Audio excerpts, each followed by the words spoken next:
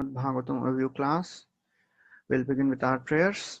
Om Ajnanatimirandhasya Gyananjana Shalakaya Chakshurunmilitam Yena Tasmai Shri Gurave Namaha Shri Chaitanya Manobhishtam Sthapitam Yena Bhutale Swayam Rupa Kadamahim Dadati Swapadantikam Vandeham Shri Guru Shri Yuta Padakamalam Shri Gurun Vaishnavamscha Shri Rupam Sagrajatam Sahagana Raghunathanvitam Tam Sajivam Sadvaitam Savadutam Parijana Sahitam Krishna Chaitanya Devam Shri Radha Krishna Padan Sahagana Lalita Shri Vishakhan Vitamsha He Krishna Karuna Sindhu Dinabandhu Jagatpate Gopesha Gopika Kanta Radha Kanta Namosute Tapta Kanchana Gaurangi Radhe Vrindavaneshwari Vrishabhano Sute Devi Pranamami Haripriya Vanchakalpatarubhyascha Kripa Sindhubhya eva cha Patitanam Pavanebhyo Vaishnavebhyo Namo Namaha Namo Vishnupadaya Krishna Pristhaya Bhutale Srimate Bhaktivedanta Swami Nitinamine Namaste Saraswati Devi Gauravani Pracharane Nirvishesha Shunyavadi Paschatyade Shutarine Jai Shri Krishna Chaitanya Prabhu Nityananda Shri Advaita Gadadhar Shrivasadi Gaur Bhaktivinoda Hare Krishna Krishna Krishna Hare Hare Hare Rama Rama Rama Hare Hare Hare Krishna. So welcome everyone. So we are discussing from the fifth canto of Srimad Bhagavatam, and we are discussing the very wonderful pastime of Jad Bharat meeting with King Rahugana. And we saw that how Jad Bharat, when he was engaged in carrying the palanquin of Rahugana and he was not walking properly, Rahugana chastised and sarcastically, said so many things to Jad Bharata. In response to this sarcasm, Jad Bharata, he explained very philosophically whatever this King Rahugan had said, how it was correct. And hearing all these replies, King Rahugana could realize that this person is not an ordinary person. And he started offering his respects. He fell down at the lotus feet of Jad Bharat and he said, please enlighten me. I am only afraid of one thing. Rahuganaitat tapasanayati na chejaya nirvapanad grihadva. So he says, Rahugana, actually this is another verse. He says, Rahugana says, Naham Vishanke Suraraj Vajran Natyarksha Shulan Nayamasya Dandat Nagni Nasoma Nilviptapastrat Shanke Bhrisham Brahma Kulava Manat. So Rahugana says, I am not fearful of even Indra's thunderbolt, moon, and any of the Devatas' powerful weapons. I am only fearful of one thing. I am only fearful of the Brahma Kula Avamanat. I am fearful of offending a Brahmana. And then he pleaded with Jad Bharat, please instruct me in the knowledge of spiritual truth, spiritual subject matter.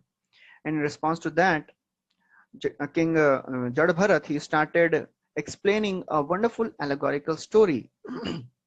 And that's what we discussed last time, that in this allegorical story, he describes that there was a merchant. He entered the forest to acquire some goods, and on the way he was plundered by 6 merchants, which represents mind and 6 senses. So merchant is the conditioned soul. As he enters in this material world, he is plundered by the mind and the 6 senses. And then there are so many jackals, which were represented by the family members who take away all the wealth of this merchant. And then sometimes this merchant, he enters the deep dark bowers. What are these deep dark bowers? That represents the Griha Medhi life, or a place or a household life where Krishna is not in the center. And in these bowers, there are so many mosquitoes, which are like the low class men who keep on disturbing. And then there are so many rodents and the vultures and rats which keep troubling a householder. And then in this person in the forest, he sees a imaginary place, Gandharvapur. What is that Gandharvapur? That Gandharvapur is the imagination of the mind, because mind is full of so many thoughts, It keeps on creating a imaginary world, and people, they keep running after this imaginary world, which is headed by eating, drinking, and having sex life. And then in this forest, sometimes he's bewildered because he sees a ghost. What is that glowing ghost? That is gold.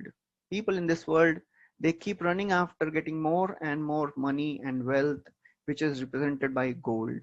But the gold never stays at one place. It is, the Lakshmi is very chanchala. And Prabhupada writes, gold is like a yellow stool. You know, when a person is diseased, he passes yellow stool, bad liver. Similarly, person who is attracted, who is inflicted with this material disease, bhava roga, he runs after this material wealth. And then his intelligence is so very corrupted because he keeps on thinking how to take care of my family, wife, children, wealth, and etc. This is how a person in this world, he becomes more and more entangled. And then in the forest, sometimes he is bewildered and his eyes are filled with the whirlwind. What is that whirlwind? That is the whirlwind of lust. A person is attracted by the beauty of the opposite gender, and his whole life is centered around this, sex life. So that is what all we discussed. And now we'll continue the discussion. That sometimes this person, as he is walking in the forest, to protect himself from sun, he takes shelter of impious trees. What are those impious trees? Those trees which do not give any fruits. Those are impious trees. And similarly, there are impious plants who do not give any flowers. And in today's age, people are so much attracted by the uh, all the nursery business where there are very few plants which give flowers, and even if they give flowers, there is no fragrance in that flower. So Shukdev Goswami is saying they are impious trees. And what does that represent? That represent that when a person, his pious activities are finished, in his world, in this life, if he cannot get something by his pious credits, he takes shelter of some wealthy man and he tries to serve them and tries to get benefit out of them. So Prabhupada writes, the material world and opulence, which is attained through previous lives, can be utilized fully for one's benefit in this life and in the next only if one is Krishna conscious. If one is not Krishna conscious, all the money and the wealth and the name, fame, everything, whatever a person has, brings him more and more down in this material existence. As Kunti Maharani says, Janma Ishwarya Shruta Shri Bhir Edhamana Madappaman Naivharatya Vidhatum Vai Twam Akinchana Gocharaha. So Kunti Maharani, she's saying, people in this world who have good birth, high birth, Aishwarya, they are very wealthy. Shruta, they are very knowledgeable. And Shri, those who are beautiful. These four things make a person intoxicated. And thus, such an intoxicated person cannot take shelter of Krishna, because Krishna is possessed by those who are akinchana gochara, who do not have possessive mentality. So therefore, Prabhupada writes, one should not try to possess more than he needs for his bare necessities. Basically, Prabhupada is saying we should avoid atyahar and we should avoid prayas. Atyahar means over accumulation of things. And if somebody is acquiring more and more things, to acquire things, he has to do more and more prayas, more and more endeavor. And in the course of endeavor, he loses all his time and energy. Bhaktivinoda Thakur writes that there are different kinds of prayas. Prayas, the endeavor for material benefits, endeavor for knowledge of the world, endeavor for siddhis, that is even a higher level of endeavor. Even endeavor for pratishtha, that is a very, very difficult thing to give up, pratishtha. Even when we become devotees, this pratishtha the desire for respect is so very deep rooted, it does not go so easily. Pratisthar bhay puri gela palaya, Krishna preme pratishtha chale sange ganaya. When Madhavendra Puri came to know that people have understood that Gopinath has stolen sweet rice for me, he did not stay at that place because he knew now people will come, they will glorify me, and I'll become famous. So he immediately left that place. So therefore, devotees, they're not interested in the name and fame of this world, but name and fame only is given to a devotee of Krishna. As it is said, Pratishtha Nari Sada Kumari.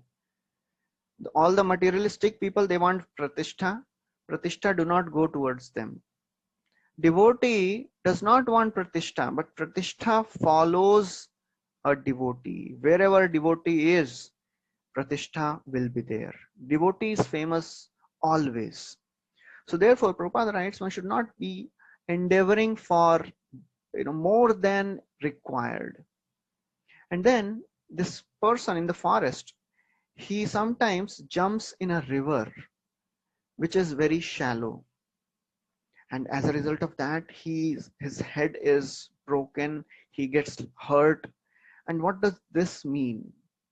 This means when a person in this world is so very distressed by the conditions and all the implications and miseries, to take shelter, to get relief from these miseries, he takes shelter of some pseudo gurus or some atheistic people. And therefore, Prabhupada writes that in this age, there are so many cheaters who just show some jugglery, they just show some magic. In Mumbai local trains, there are small,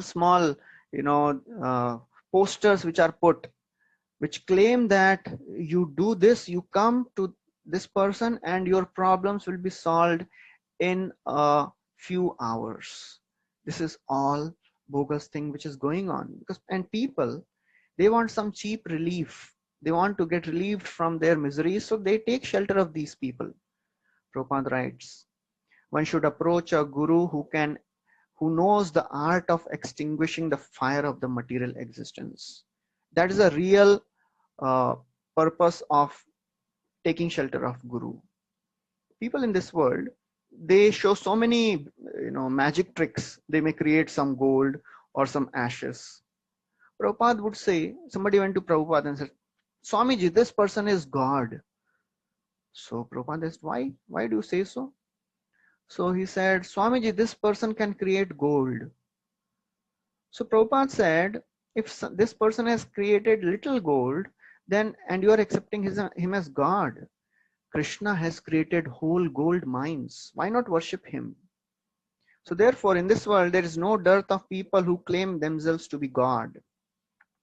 And only when one takes shelter of a bona fide guru, one can actually discriminate which is a bona fide sampradaya and which is a bogus sampradaya. And this is a mercy of Prabhupada that we have such crystal clear understanding in the form of Bhagavad Gita, Bhagavatam. Prabhupada has written so many wonderful purports which he would say they are my devotional ecstasies. So it is our duty to read and relish Bhagavatam. Beauty of Bhagavatam is Arthoyam Brahma Sutranam Bharatartha Vinirnayah Gayatri Bhashya Ruposo Vedartha Paribrahmitaha. So what is this Bhagavatam? This Bhagavatam is the essence of Vedanta. We have heard many times, Bhagavatam is the commentary on Vedanta. This is the verse which says that Arthoyam Brahma Sutranam, and then Bharatartha Vinirnayah. This Bhagavatam contains the essence of Mahabharata. Gayatri Bhashya Ruposo, and this Bhagavatam is the essence of Gayatri also. Vedartha Paribrahmitaha, and this is the essence of all the Vedas. Then what is described? It is described Purananam Samrupaha Sakshat Bhagavatoditaha Dvadash Skanda Yuktoyam Satvicheda Samyutaha. So Purananam, just like in the Vedas, Samved is the foremost. Amongst the Puranas, Bhagavatam is the foremost of the Purananam. Sakshat Bhagavatoditaha. It is written directly by the incarnation of Lord Vyasadeva. And what is this Bhagavatam? It has 12 cantos, Dwadash Skanda, Satvicheda, it has 335 chapters, Grantho Ashtadasa Sahasro, Srimad Bhagavatadibhi, and this Bhagavatam has 18,000 verses. Prabhupada has given his life and soul, he spent sleepless nights writing these scriptures. And only by mercy of Prabhupada we have got this knowledge. So it is our duty to read them every day. When people say, I don't have time, there is no lack of time, there is lack of desire. Everybody has time. We have to make that desire. So sometimes this person in the forest, he begs food from others. What does that mean? That means when a living entity in this world cannot arrange for his own maintenance, he tries to exploit even his own father and his own son. Prabhupada writes, there is an English proverb which says, necessity knows no law. So person in this forest, he suffers from the burning heat of forest fire. Sometimes in the forest there is a forest fire and this person is burning. What is this forest fire? Prabhupada writes, people in this world, they are trying to be happy, but the problem is nobody can be happy in this material world. Dukhalayam. Krishna has stamped this world as Dukhalayam. Nobody goes to a forest to set fire. It happens automatically. In this way, similarly, nobody wants to be unhappy in this world. Everybody wants to be happy. Search for happiness is the innate search for every living entity. That's why we are doing whatever we are doing. We want to be happy. But the problem is we are searching for the right thing in the wrong place. Krishna has stamped this place as Dukhalayam. And only when we take shelter of Guru and Krishna, we can get connected to the eternal source of happiness.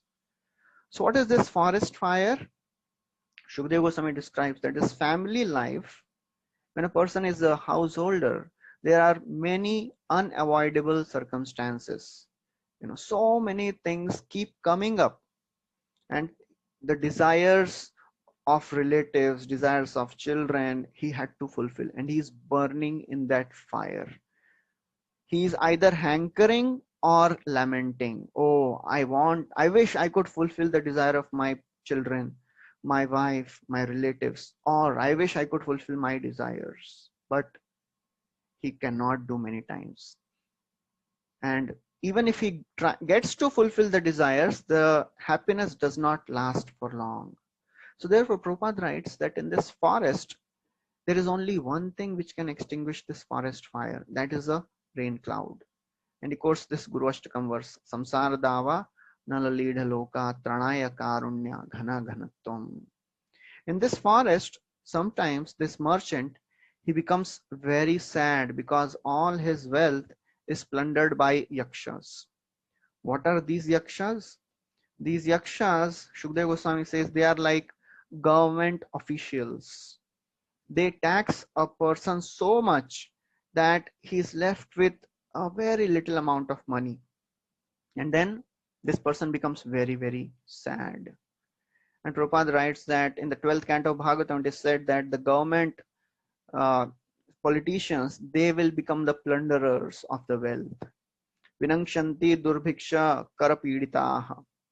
Anavrishtya, because of no rains, everybody will suffer. Then all the politicians, they will take away all the money. People will suffer because of that. Prabhupada writes very strong words. He says, government men are always like carnivorous demons called Rakshasas or man-eaters. So in this way, the person is traveling through the forest. Sometime he imagines that, oh, there is a palatial city. He tries to enter it with his family and enjoy. What is this palatial city? That is a dream which a person has. He thinks my father has come back and my grandfather has come back. And this makes a person happy. So Prabhupada writes, what is this Gandharvapur? Palatial city, the word used is Gandharvapur. So people in this world, they want to have such a palatial houses, but this palatial house does not last for long. In the forest, you can just imagine that there is a city. Similarly, in this world, you can just imagine that I live happily. I'll have a good family. I'll have no problems. It does not last, you know. And Prabhupada quotes Vidyapati. He says that Vidyapati describes happiness one derives in this world is just like if person is very, very thirsty and is given a drop of water. He may enjoy that drop of water, but that drop of water will not extinguish the thirst. It will make him more and more thirsty. Similarly, the happiness of family life, society, friends is compared to a drop of water in that desert. People, they think, if I have my friends, my family, I'll be happy. As Shukdev Goswami describes in the second canto, Dehapatya kalatradishu atma sainyashu asatswapi tesham pramatto nidhanam pashyannapi na pashyati. People in this world, they think these friends, family, wife, wealth, they will protect me. But they do not know that they are fallible soldiers. And then this merchant, he sometimes wants to climb mountains, but his feet become pierced by thorns. What are these thorns? These thorns are the problems which a person undergoes, the suffering which a person undergoes in the household life. In the household life, a person has to perform so many yagyas, you know, is when child is grown up, he has to get his child married, and marrying a child is not so easy thing. Parents, they really struggle very hard to get their children married. So therefore, Prabhupada writes, there are so many problems in the family life. Better not to stay whole life in the Grihastha ashram. And Prabhupada describes how one should become detached from the family matters. So somebody may say, but we are in the city. How can we become detached? How can we become sannyasi? But there is an external renunciation and internal renunciation. If we cannot become renounced externally, taking the saffron robes, leaving the home, internally we should become renounced. Internally, we can become less and less interested in the worldly matters and become more and more interested in the topics of Krishna. Tadeva ramyam ruchiram navam navam tadeva sashwan manaso mahotsavam tadeva shokarnavashoshanam nrinam yaduttama shloka yasho nugiyate. People in this world, they are always hankering and lamenting and worrying for so many things. It is said that we have cried so many lifetimes that it has created a ocean. When we take beautiful darshan of the Lord and we meditate on the form of the Lord, that ocean of tears gets evaporated. That's what we have to do. That's what it means to become renounced. Ambrish Maharaj was not a renunciant, but still he was a pure devotee. So even if staying in the family, we should have renounced disposition. Therefore, Prahlad Maharaj, he tells his father, Tat sadhu manye asurvarya dehinam sada samudvigna dhyam asadgrahat. People in the family life, they are always disturbed because of so many anxieties. What to do? We cannot give up family. As it is said, somebody has put the, Haripanthi Prabhu has put the question. Whole of the Bhagavatam, Grihasthas are condemned. Being Grihasthas, how do I understand? See, Grihastha life is not condemned in Bhagavatam. Grihamedhi life is condemned in Bhagavatam. You have to understand the difference between Grihastha and Grihamedhi. What is Grihamedhi? Medha means intelligence. One whose intelligence is fixed in taking care of the Atma, Jaya, Suta, Agar, Pashu, Dravin, Bandhu and Rajya. If somebody is just thinking of these things, that is condemned. Grihastha means that person who brings Krishna in the center of his life. That is not condemned in Bhagavatam. Out of 12 Mahajanas, how many Mahajanas are Grihasthas? 7 Mahajan, they are Grihasthas. Only 5 are renunciants. So Grihastha life is not condemned in Bhagavatam. Grihastha, Griha Medhi mentality is condemned in Bhagavatam.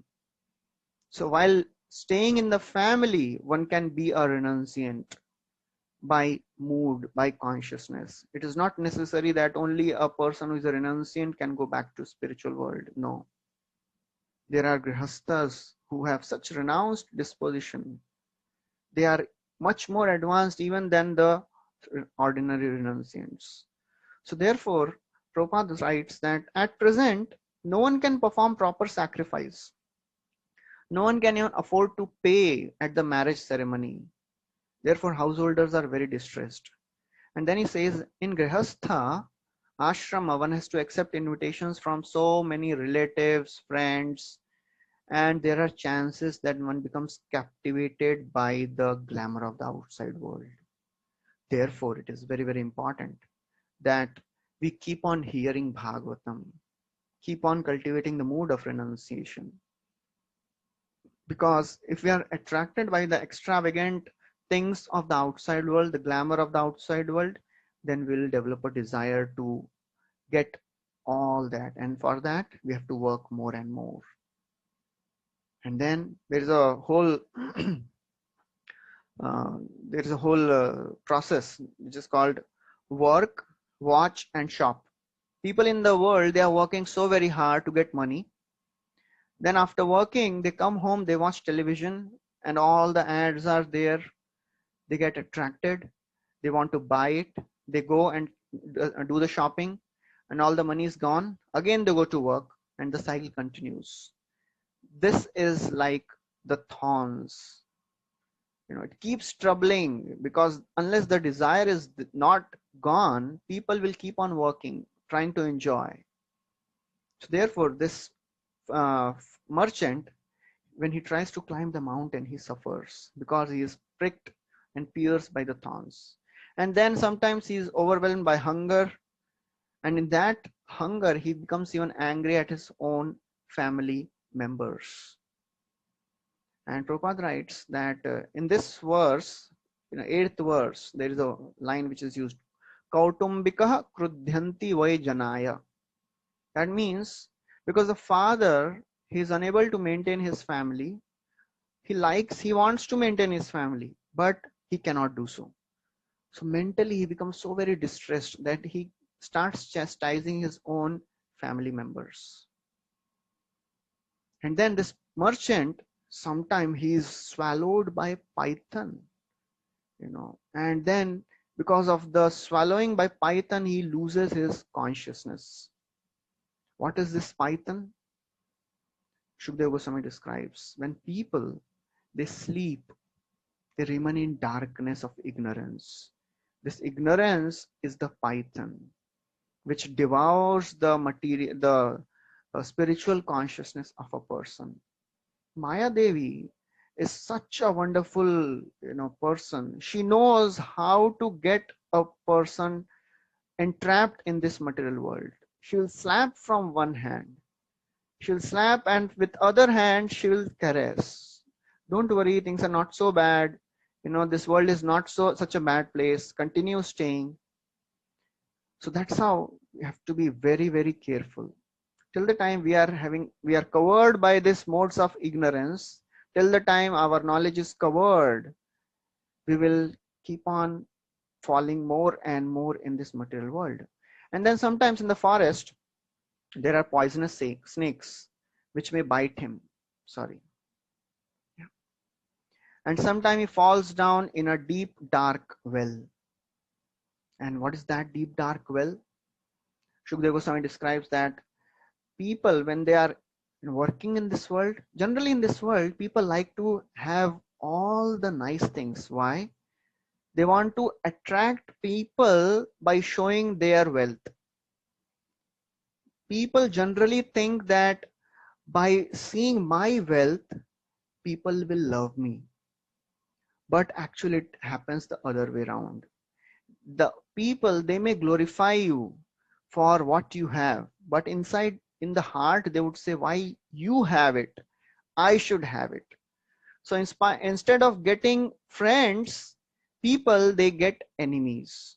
So that's why, you know, people, when they go to the very, very high positions thinking that I'll attract friends, they don't attract friends, they attract enemies who are like poisonous snakes.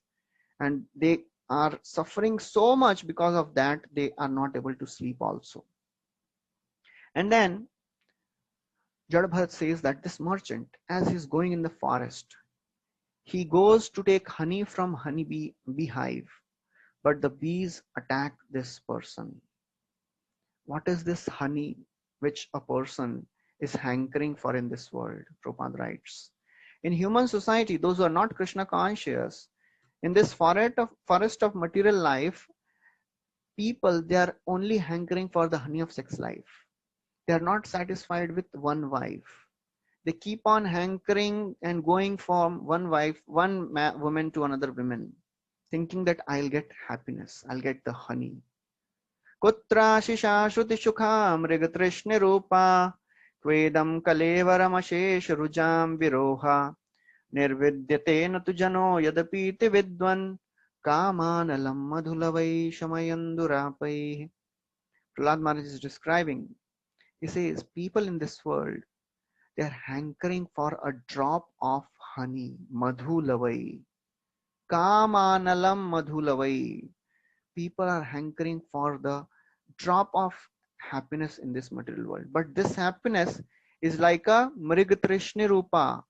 Mrigatrishni rupa means it is like a mirage in the desert. People, they think the more I'll enjoy, the more I'll be happy. But it happens the other way around, because Krishna has described in Bhagavad Gita, yehi samsparshaja bhoga dukkha yonaya evate. So therefore, Prabhupada writes that in this world, people are hunting for women. People are mad after sex life. And therefore, Prabhupada writes, one should satisfy one's lusty desire with his own wife without creating disturbance in the society. And therefore, Shukadeva Goswami says that attracted by little happiness, he has illicit affairs and even steals others' property. And then he is arrested sometimes and is chastised by women's husband and all the other relatives. And therefore, Prabhupada says, in this world, in order to keep many women, people, they acquire money by all illegal means, beg, borrow, or steal. But they generally suffer. And Prabhupada gives the example of Ajamila. Because the sex life is the basic foundation of the material existence. Yanmai dhunadi grihamethi sukham hitucham. Prabhupada had given so many classes on this verse. To enjoy either gross sex life or subtle sex life. This is the basic existence of, basic reason for this material existence. Then in this forest, this person, he finally obtains some honey, but that honey is taken by someone else. What does that mean? Sometimes by getting more and more money, he may get some other women, but that women, as he's trying to enjoy, other man comes and he takes away that woman. Or he acquires some property and other man comes and takes away the property. So in the forest of this material enjoyment, this person, he is just busy in counteracting the miseries of heat, cold, but in this world, because of so many problems, he forgets that I have to develop Krishna consciousness also. He's so very busy in maintaining his body, his family, his children. Problems keep coming. And in midst of all these things, he forgets that I have to take care of my spiritual life also. As Bhaktivinoda Thakur has written a very beautiful bhajan, Bhuliya tumare samsare asiya pe nana vid vyatha. Oh my Lord, I have forgotten you, and that's why I have come in this material world. I am suffering. So therefore, the conditioned soul keeps suffering the threefold miseries Adhyatmika, Adhibhautika, and Adhidaivika. And then Jada Bharat says that this person is sometimes cheated in business, and sometimes he creates so many enemies, and therefore these enemies, they cheat this person and he becomes completely distressed. Lakshmi in this world, everybody is after Lakshmi. You know, in the Diwali, everybody does Lakshmi Puja, but they forget to do Narayan Puja. But actually, Lakshmi ji says, I do not favor non-devotees. In the fifth canto, in the 18th chapter, we'll see Lakshmi ji says that, you know, big demigods like Brahma and Shiva, they perform so many austerities to acquire my favor. But I do not favor a person unless he is a devotee of the Lord. So this is the only thing which attracts Lakshmi. So therefore, people in this world, they are making more and more enemies in the course of earning money, but they don't understand how to get actually Lakshmi, because Lakshmi is Chanchala. She does not stay at one place. She stays at one place only steadily, and that is at the lotus feet of Lord Narayana. And then after this, sometimes this merchant in the forest, he becomes devoid of his wealth. He becomes devoid of his home. Therefore, he had to beg. He had to steal, and he becomes disgraced in doing all that. Prabhupada writes a beautiful thing. He says, the principles of beg, borrow, or steal are very appropriate in this material world. When one wants it, he begs, borrows, or steals. If begging is unsuccessful, he borrows. If he cannot pay, he steals. But when he's caught, he is insulted. This is the law of material existence. And therefore, what does this mean? This means that Shukadeva Goswami says that when person is in some short of any accommodation or a place to sit, he is unable to secure necessities of life. He tries all unfair means, but many times he is insulted. So Prabhupada writes a very wonderful line. He says, unless one is very well organized, one cannot accumulate riches by unfair means. Even to acquire money by unfair means, one has to be organized. Prabhupada is writing in a very, it is like a sarcastic way of telling. Even to get something material, you have to be organized. Therefore, how much we should be organized to acquire Krishna consciousness. The prema ratana dhana helai harainu. We have not taken care of the prema ratan dhan. That's why we have lost it. Adhane jatana kori dhana tayagino. Adhane jatana. We are working so hard for some temporary things of this world. So therefore, we have to work very hard to develop that love of God. Then in this man in the forest, he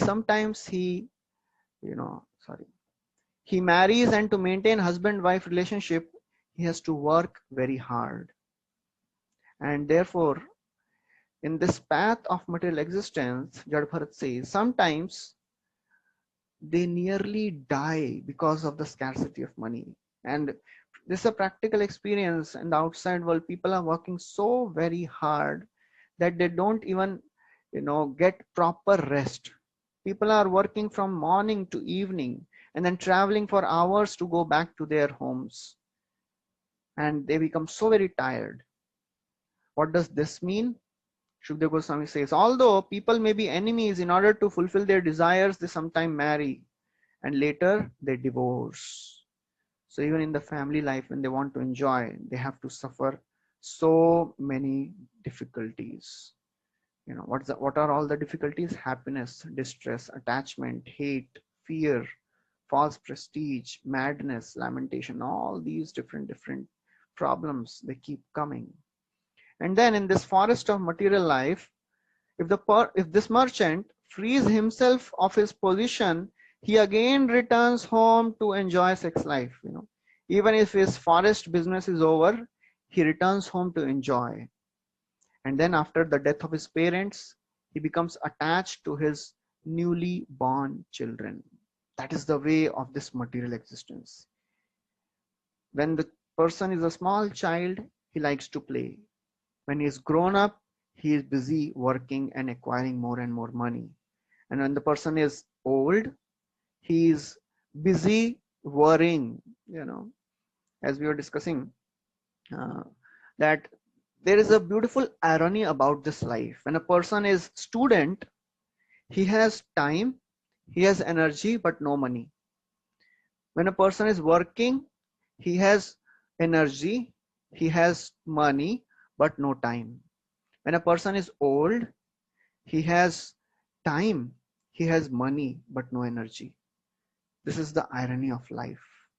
That's how life does not give us any time the perfect, scenario. Something will be missing always.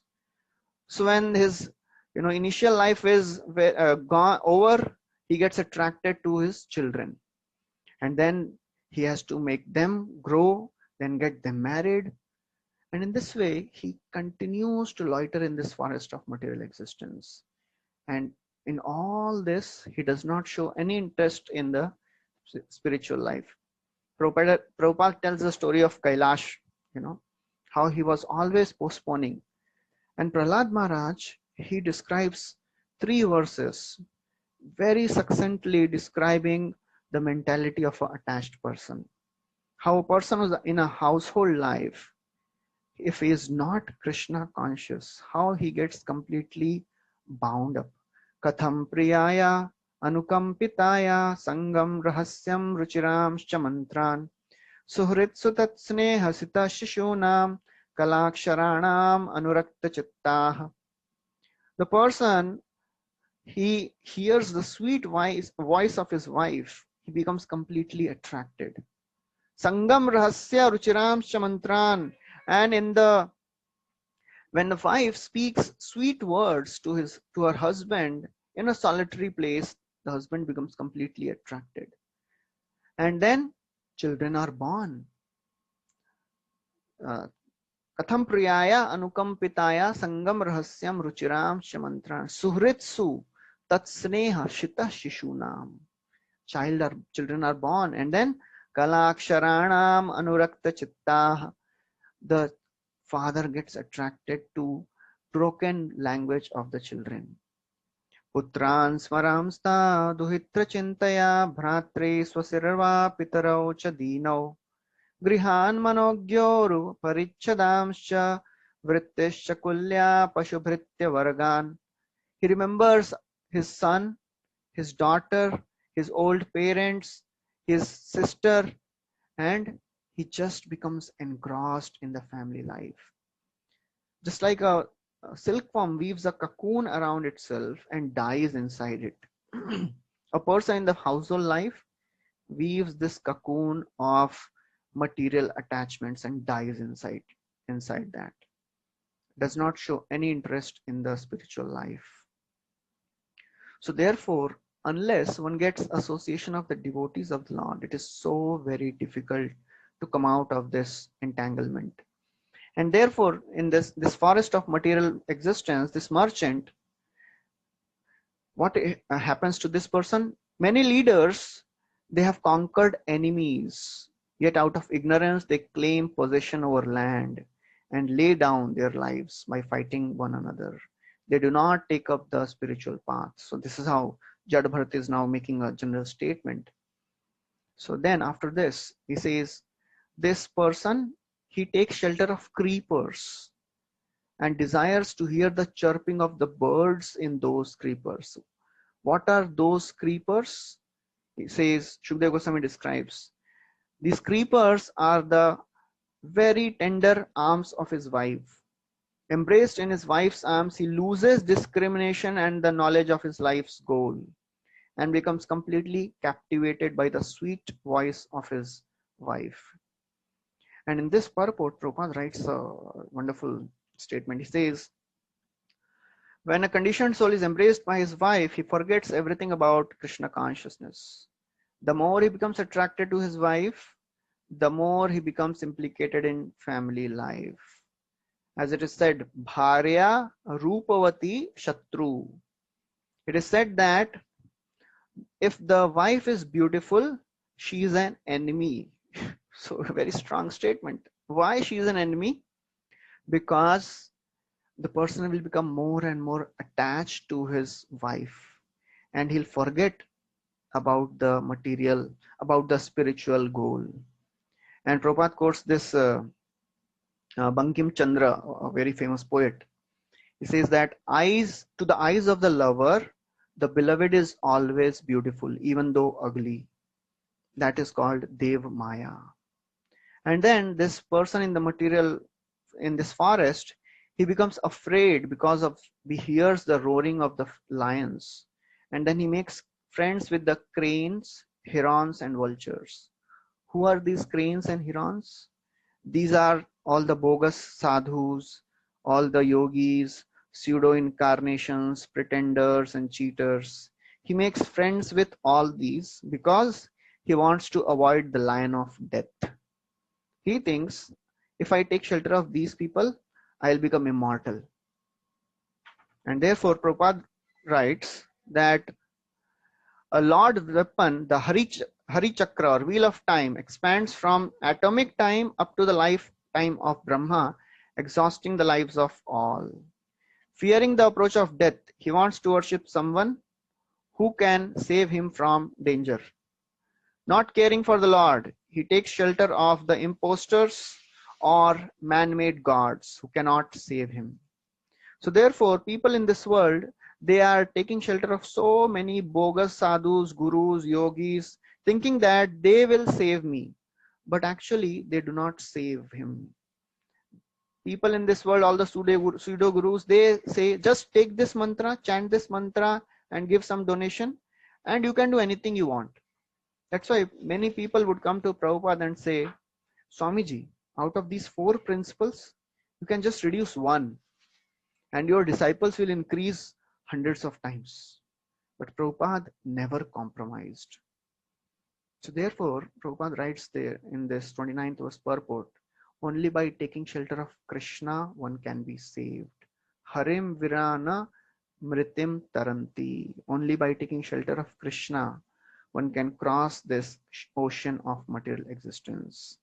And therefore, this person in the forest, when he's cheated by these cranes, that means he's cheated by these pseudo gurus. Then when he's cheated by everybody, then what does he do? He gives up their company for the company of monkeys. First of all, he's cheated by all the pseudo gurus and everybody else. Then he takes shelter of the Brahmanas who teach him how to worship, but he is still unable to follow the principles which are given by Brahmanas or devotees. And then he again takes shelter of the degrading association of materialistic men who are like monkeys. And he becomes more and more attracted in the sex life. People in this world, they are busy talking about women, wine, and wealth. That's all. And the person, this merchant, he gets attracted to these monkeys.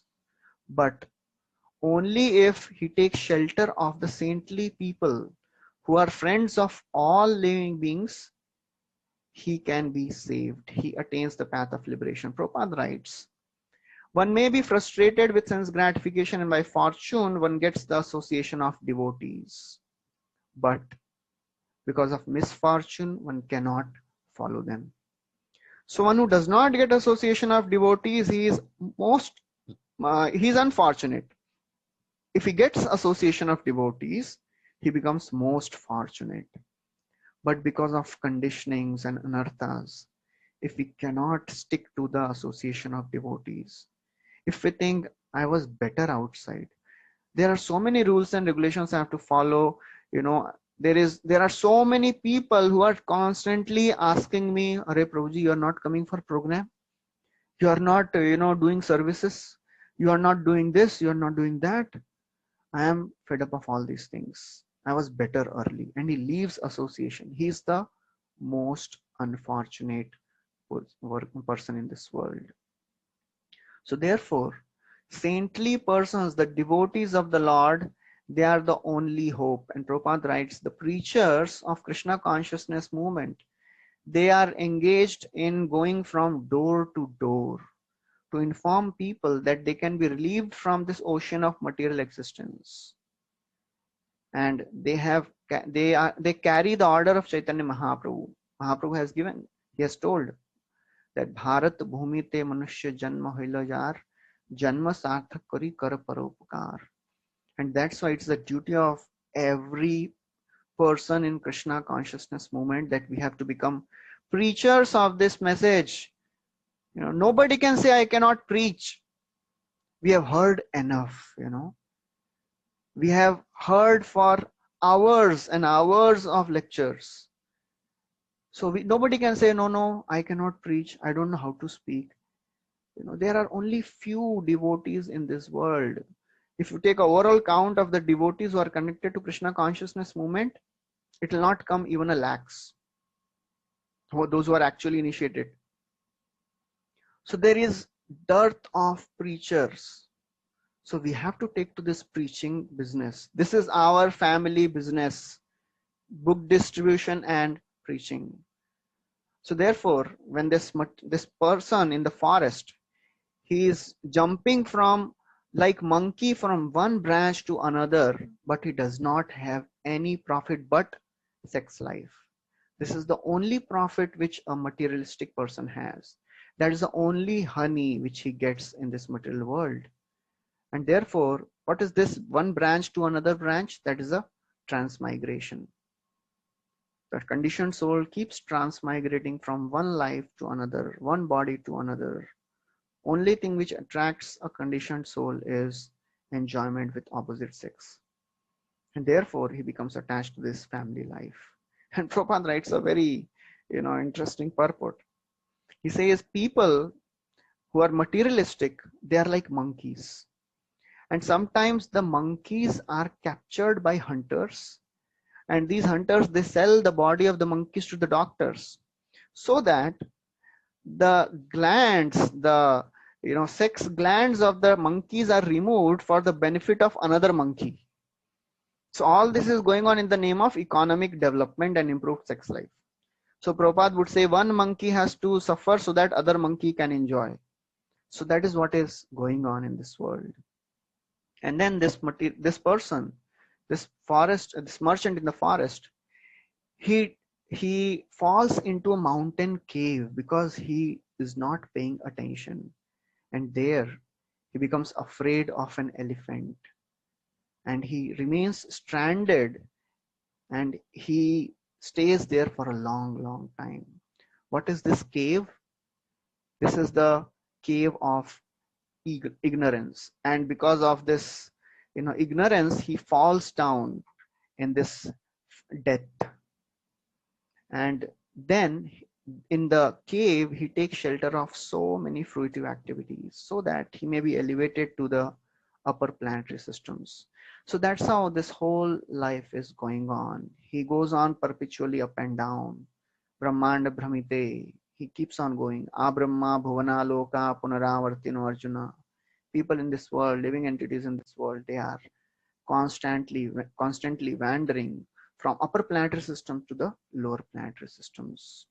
But only by the mercy of Guru and Krishna, one can get devotional service. Tasmad Gurum Prapadyeta Jigyasu Shreya Uttamam Tadvidhi Pranipatena Yasya Prasadad Bhagavad Prasado.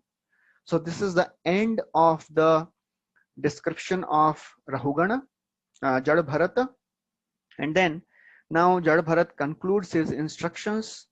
And now Rahugana, he starts speaking. He says, Aho nijanma khila janma shobhanam kim janma bhistva parairapiyam ushmin nayadrishi keshya kritatmanam mahatmanam yah prachura sangamah.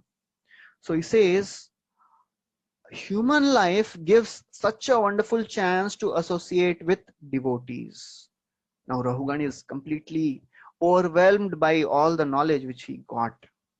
And he says, O great sage, O Jad Bharat, you are a greatest devotee of the Lord. Aho, Nrijanma. Nrijanma means human birth is Akhila Janma Shobhanam. It is the best of all the births.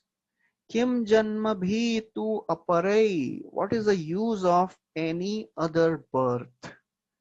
Because if there is no Prachura Sangama means because if there is no abundant association of the great devotees, then what is the use of this life?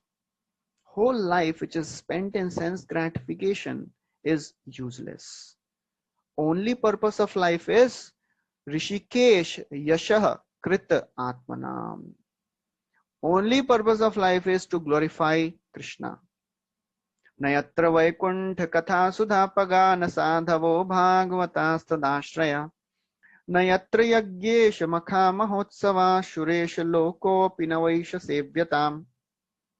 It is described the demigods they are praying. We'll discuss the prayers of the demigods. It will come in the further chapters.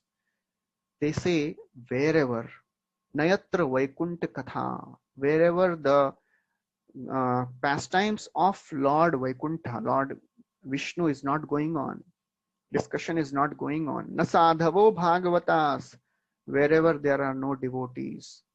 Nayatra Yagyesha Makha Mahotsava, wherever there are festivals of Lord Krishna or Lord Vishnu are not performed.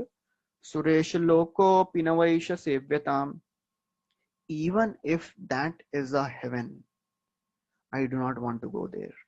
So a devotee is only interested in one thing, only interested in hearing, discussing Krishna Katha in association of devotees.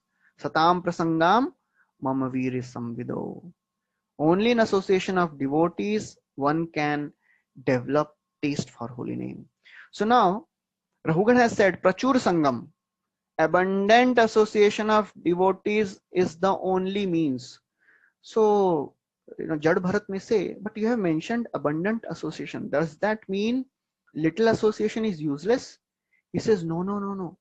Nahi adbhutam to charnabja renubhir hatam haso bhaktir adhoksha jemala mahurtikadyasya samagamachame dustar kamulo apahato avivekah. He says, nahi adbhuta. It is not astonishing. Twat charana abja renubhi. Simply by the dust of your lotus feet, hata amahasa, one becomes completely free from all the sins, and bhaktir adhokshaje amala, one develops the loving devotional service unto Lord Adhokshaja. And how long one should associate with the devotees? Mauhurtikad, only for a moment. Only for a moment of association of devotees is sufficient. Just see my example. I have now become free. Dustarka mulo apahato avivekaha. I have become free from all the argument, false prestige, lack of discrimination, and all the roots of entanglement in this world are cut. So therefore, he offers obeisances to all the great personalities. Namo mahadbhyostu nama shushubhyo nama yuvabhyo nava avatubhyo ye brahmana gam avadhuta linga charanti tebhya shiyamastu ragyam. He says, Namah yuvabhyo. I offer my obeisances to the great devotees of the Lord who appear as youth, who appear as babies, who appear as brahmanas, who appear as young boys, or who appear as avadhuta. Who are the babies? The four Kumaras. Who is that young man? That Avadhut Brahmana. So he says, I offer my obeisances to all the great personalities. By their mercy, even person in a royal order can be delivered. And therefore Prabhupada writes that if one offends a great personality, there is no excuse. he can never get devotional service unto the Supreme Lord. So now, Parikshit Maharaj was thinking, Rahugana was fortunate. He was forgiven by Jad Bharat. I was not so fortunate. I offended a Brahmana and I was punished. What will be my destination? Shukdev Goswami says, you are more fortunate. You are more fortunate than Rahugana. You are protected in the womb and you are protected when you were cursed, because Supreme Lord sent sages like me and Narada to describe Srimad Bhagavatam to you. So after all this discussion which happened, Jad Bharat and Rahugan, they go their ways. And who is Jad Bharat? Jad Bharat is described by Shukdev Goswami. Jad Bharat was a Paramhamsa. Therefore, although Rahugana insulted him, he instructed Rahugana on the science of soul. Otherwise, who will instruct? In this world, if somebody criticizes or insults someone, he will not give good instructions to that person. The person who is insulted, he will not have any feelings to give good instructions to the person who insulted him. Jad Bharat, he forgot his insult and he gave all the instructions. So therefore, Prabhupada writes that this is the quality of the great devotees of the Lord. Although they are insulted, they don't take that insult. Tiraskritaah vipralabdhaah shapta shipta hata api nasya tat pratikurvanti tad bhakta prabhavopihi. Even if the devotee is insulted, criticized, chastised, beaten, or even tried to be killed, they do not retaliate, even though they have the power to do so. Because devotees, his heart is full of love of God. All these superficial things do not disturb him. So Rahugana, he understood the very exalted position of Jad Bharata, and he surrendered to the great devotee of the Lord, and he became servant of this great devotee Jad Bharata. And Prabhupada writes that it has been our personal experience that the first instruction of our spiritual master infused us with Krishna consciousness, so that now we are at least on the path of Krishna consciousness and understand the philosophy. So Prabhupada is humbly, putting himself on that pedestal, saying that by mercy of my spiritual master, at least I have understood the process. So now after this, Parikshit Maharaj requests Shukdev Goswami. So we discussed in the last class that this is the chapter 13th from text 1 to 1 to 18 talks about the allegorical story. And then after this, Parikshit Maharaj asks, I did not understand the actual meaning. So please explain me the actual story, actual meaning of what is explained till now. And then in response to that, in the 14th chapter, from the first verse to 41st verse, Shukdev Goswami gives the actual explanation of the story. And then after this, Shukdev Goswami glorifies Jad Bharat as described by the sages. He says that Jad Bharat is like a Garuda. The normal flies cannot follow the path of Garuda. Similarly, great kings, they cannot follow the path of Bharata. Who is Bharata? Bharat's renunciation is so very powerful that he was so very fond of the Lord. In his prime youth, he gave up his wife, children, friends, empire, everything, as if they were stool. This is a very important verse, 43rd verse of the 14th chapter. Yo dustyajan dar sutan suhrid rajyam ridis prishaha jaho yuvaiva malavat uttama shloka lalasa. Why did he give up all these things? Uttama shloka lalasa. He wanted to get the supreme personality of Godhead. He wanted to attain the lotus feet of that. And Chakravarti Thakur writes a very nice explanation of why Bharat Maharaj's renunciation is compared to a person rejecting stool. Jaho yuvaiva malvat. Just like person, he evacuates and does not even look at it. So There are three things which are involved in the process. Giving up stool, Chakravarti Thakur writes this. Giving up stool, when one passes, responds to the call of nature, it gives bliss. But if one does not give up, does not and restrains it, it gives pain. And after evacuating, if one remembers that act and looks at that, it becomes disgusting. Similarly, this material enjoyment is like a stool. If we give up that tendency of material enjoyment, will become blissful. If we try to engage in sense gratification more and more and more, holding it, will become miserable. Dukkhayonaya evate. And those who are Paramhamsas, they think, how are these materialists? They are enjoying life. This is misery. This is not enjoyment. They become disgusted. Just like Yamunacharya says, I spit at that thought. Whenever the thought of sense gratification comes in my mind, I spit at, my lips curl in distaste, and I spit at that thought.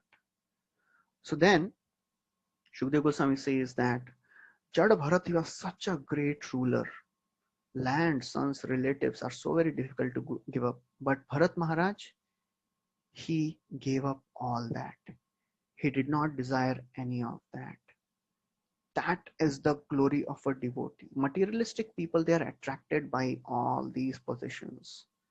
Devotee is not attracted by any of these possessions. He is just attracted by lotus feet of Krishna. He is only attracted, he is only interested in serving the devotees. And therefore, Shukdev Goswami says that when Bharat was in the body of a deer, while giving up the body of a deer, he uttered a prayer. The prayer was, this dear Bharat, he said, I offer my respects to the Lord, who is sacrifice personified, who is the giver of the results of ritualistic activities, who is the protector of all the religious systems. He is the personification of the mystic yoga. He is the source of all knowledge. He is the control of entire creation. He is Nara and he is Hari. And in the end, Shukdev Goswami gives the Falashruti of hearing this pastime of Jada Bharat and Bharat Maharaj. He says, if one submissively hears and chants about saintly Bharata, whose glories are worshipped by the devotees, one attains auspiciousness, long life, wealth, fame, heaven, liberation, and all the desirable things without depending on anything or anyone else. So that is the glory of Bharat Maharaj. So we'll stop here. This is the end of this 14th chapter. Thank you very much. Hare Krishna. Srila Prabhupada ki jai. Granthara Srimad Bhagavatam ki jai. So if there are any questions you can ask.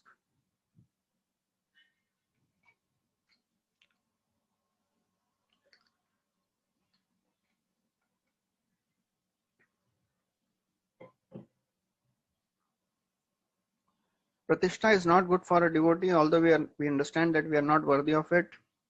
But when someone says good words, we like it. How to be unaffected with praise and insults? Yes, we should accept when somebody glorifies us. We should very humbly accept their glorification, but we should not expect glorification. This is the first thing. If somebody is good in singing and some devotee comes and says, Prabhu, you are singing so nicely, and you say, no, I am not singing nicely, I am like a donkey, that is not the right way to respond. Accept that glorification. Thank you for inspiring me, encouraging me, but don't expect that praise again. Secondly, when the praise comes, don't keep it with yourself. Just transfer it to Guru Krishna, Guru Parampara and Krishna. Whatever you are saying, this is all mercy of God, mercy of Krishna, mercy of Guru Parampara. That's why I'm able to do some service. We should never ever keep that glorification with us. That's how we will not be affected. And actually, nothing belongs to us anyways. All our intelligence, our strength, our memory, our power, whatever we have, everything is given by Krishna only. So if we are in this consciousness, then we will be safe. Okay. So we'll stop here. Thank you very much. Hare Krishna. Srila Prabhupada ki jai.